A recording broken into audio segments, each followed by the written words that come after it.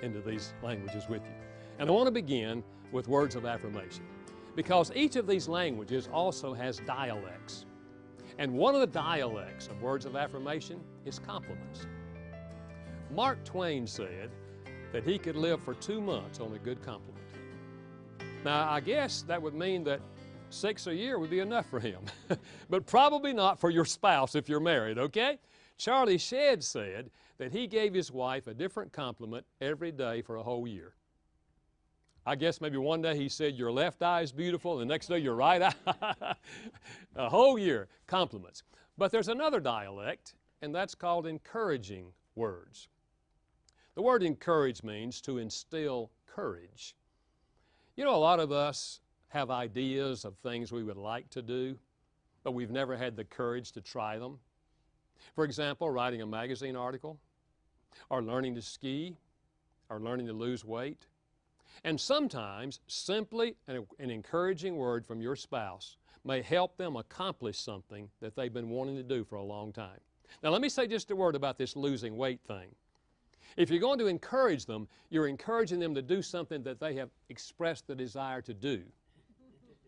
You see, you don't come in 16 times a month and say you need to lose weight. But if they say, you know, I need to lose some weight, then you can say, well, honey, you know, I know you've been talking about that program, and if you want to get in it, I know you'll be successful because one of the things I like about you is when you start something, you always complete it. And your encouragement might help them do what they already want to do. But there's another dialect, and that is kind words. This has to do with the manner in which we speak. There's a Hebrew proverb which says, a soft answer turns away anger. Do you know we don't have to scream at each other? Screaming is a learned phenomenon. It can be unlearned.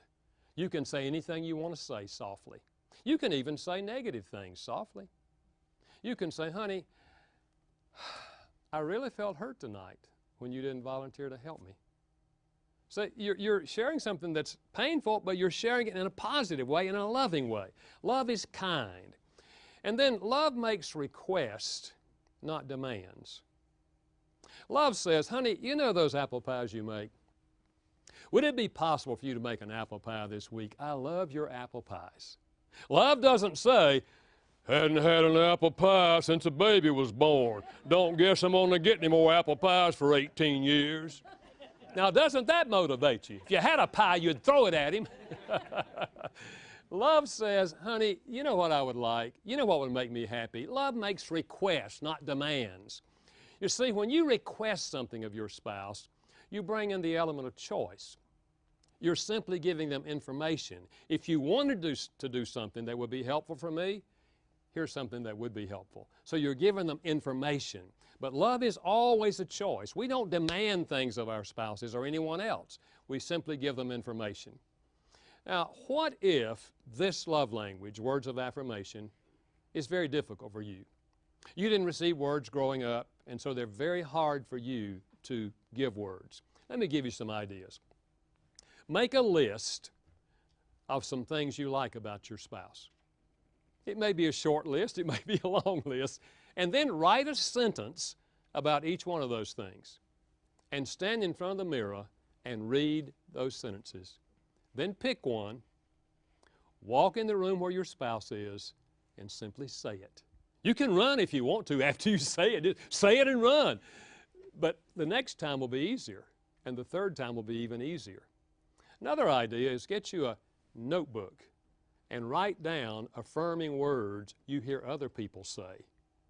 Or when you're reading a magazine article or a book, write down the words you read in the magazine or the book and keep you a list of these words and say them in front of the mirror until they become comfortable. And then you go share them with your spouse. Or you could write a love note.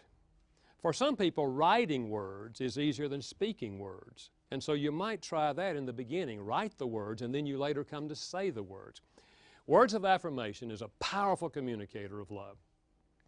And when you speak it, you give life to your spouse. But I want to challenge you, if this is your spouse's primary language, give them heavy doses of words of affirmation. And if it's not their primary, you can still sprinkle in words of affirmation. None of us object to receiving words that affirm our worth.